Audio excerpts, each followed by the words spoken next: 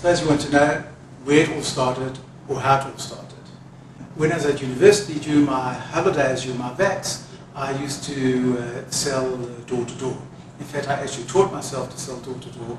It was very difficult, but it's one of those things that has stood me in good stead a long time down the road. After my university, I was conscripted to the army, and I was stationed in Pretoria, where I met a friend who was with the army, and he suggested that we start dealing in Kruger rands. Well, the truth is that I didn't know a Kruger rand. I'd never seen a Kruger rand in my life. Anyway, he persisted and insisted, and we put a small advert in the newspaper, in the Pretoria News, and the next thing, we had a first client who had 6 Kruger rands to sell. In those days, all I had was 1,500 rand, and I remember this vividly because I could buy 3 Kruger rands with that, 500 rand a piece. And between my friend and myself, we did our first transaction, and we bought 6 Kruger rands for 3,000 rand. Well, that was 33 years ago, and today, well, Kruger rands are well over 10,000 rand. So part of the transaction was that I would come through to Johannesburg and sell the coins to the South African Gold Coin Exchange, and that was the plan. Well, I sold the coins, we made a small profit. We did this a couple of times, and people started talking about gold, Kruger rands, and proof Kruger rands, and I got hooked, and the rest, as they say, is history. When I finished my army training, I decided to get into the coin business and the gold business on a full-time basis. Of course, in those days, well, gold was about $300 an ounce, and as I mentioned, Kruger rands were about 500 rand each. And I started trading out of an office in Johannesburg, and my first employee in those days was my mother-in-law. No more mother-in-law jokes.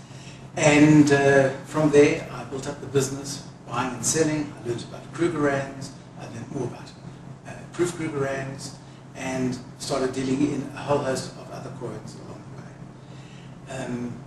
In 1980, I formalized our business and called it the Gold Club. Our first innovation when I started the Gold Club was to promote and market the 4-coin Kruger set, which consisted of the 1 ounce, half, quarter, and 1/10. We packaged it and sold it on a direct mail basis through the credit card companies, and what was innovative was you could buy the coins on your credit card, either for cash, so to speak, immediately, or on your budget account. And that was the beginning of sort of buying gold coins in small, monthly, easy installments. That led us to develop our next innovation, which was the Gold Shore plan for those people who didn't have the wherewithal and didn't have a credit card to pay it off. And in 1989, we bought the Gold Investment Corporation from Sage Holdings, which was an insurance company, a financial services company. It wasn't really their core business, and we would try to expand our business and extend it, and they had a direct sales force, which we didn't. In 1989, we probably had half a dozen employees, and we were processing all the deals, dealing in Kruger rands and proof Kruger rands and various other coins. In 1989, as I say, we took over the Gold Investment Corporation. We introduced further innovations. We introduced the Kruger set into their portfolio of coins. We offered insurance with Sage Life, and then we built up that business going forward. In 1992, should I say, our competitor at the time was the South African Gold Coin Exchange, and I went to the owner, and initially I was laughed out of the office, but a year later I was invited by the owner to do a deal, which I think proves the point that sometimes when you meet people, you never know where it may lead. Sometimes a seed planted today will result in a deal tomorrow or the next day. And We then took over the largest company in those days, the South African Gold Coin Exchange, and we collapsed my business, the Gold Club, into the South African Gold Coin Exchange, and we continued operating in town in those days out of the Carlton Centre. Some of our successes then were with the Portuguese coins and various other SA Mint products, and of course we were the market leaders then, as we are today, dealing in Kruger rands.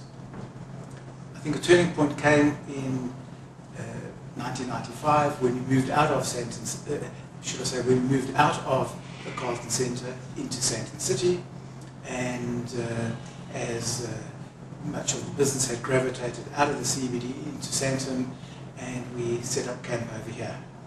And it was during the course of the latter part of the decade that we thought, well, what about opening up a shop in Sandton City? We had tried for a number of years to attract the tourist market. We had specialist tourist operators who tried to attract the tourist market with very limited success. So on a whim, in 1999, we opened up our first coin shop in Sandton City, and the shop that we have today, and in fact all the shops that we've rolled out, has the very same similar format that we had then. Wooden floors, very simple wooden glass display cabinets, all at eye level, all to make it easy and accessible. Well, we've had our ups and downs with our coin shop, and after a couple of years, in fact, I'm not ashamed to say that we were even contemplating closing this very store down. We couldn't get the formula right, but as with most things, it does take time and experience to really make things finally work. But after a couple of years, we started getting things working efficiently and effectively. We opened up our second store, we opened up our third store, we started opening up stores in Cape Town, Durban and Pretoria. We even started opening up our first stores at the airport, and gradually we perfected our coin shop formula. And today, well, some 33 years on, we have almost 25 coin shops in South Africa and England. In fact, the coin shop is the only retail chain of coin shops in the world. With the advent of the coin shops, we've broadened our broker team, which initially consisted of half a dozen guys. Today we've got 15 people. Through that, we've started an internet broking team, an e-commerce team, if you will, and today we have a manager with 8 or 9 guys. And some years ago we started our first external broking team, and today we've got about 15 guys working in our external team. And in fact, we're about to open up our new regional office in Durban and Cape Town, and I think it's fair to say that we are truly a multi-channel retailer involved in shops, brokerage, internet, internal and external brokerage that really sets us apart from any other coin business. In fact, sets us apart from most other retailers. I'm pleased to say that the very store that I'm standing at now, the one that we so nearly gave up, won an award last year in Sandton. We were the Specialty Retailer of the Year in Sandton City. And in fact, last year in Cannes, in France, we were the finalist in the International Retailer of the Year award, together with the likes of Lego, Jack Wolfskin and Desigual. So we've come a long way since then. We've come a long way since 1977 with myself and my mother-in-law to a staff complement of almost 250 full-time people, another 250 part-time people, and in terms of staff, we're probably one of the largest companies in terms of the largest coin companies in terms of staff in the world. I think part of the idea of opening up a coin shop was from my experience in the coin industry, where I have more of a marketing background and a business background than a coin background. And my idea was to make coins and gold accessible to all, accessible to the man in the street. And I think that's where we've really touched the chord. And I think our rollout of the stores has proven that if we make it easy and accessible, people will come to us. And people will not only come to us the first time and browse around, they will come a second time, a third time, become repeat buyers, and eventually become collectors. And I think that's the success of any business model today, is to know that your clients will be buying from you over and over again. Where do we want to go? Well, our strategy is to roll out a few more stores in South Africa. We feel there's potential for another 10 odd stores in South Africa. And of course, the big wide world. 2 or 3 years ago, we opened up our first store in England. Subsequent to that, we've opened up our second store. We're on track to open up our third store, and we have a head office in Mayfair now. And hopefully, from there, America, Far East, who knows?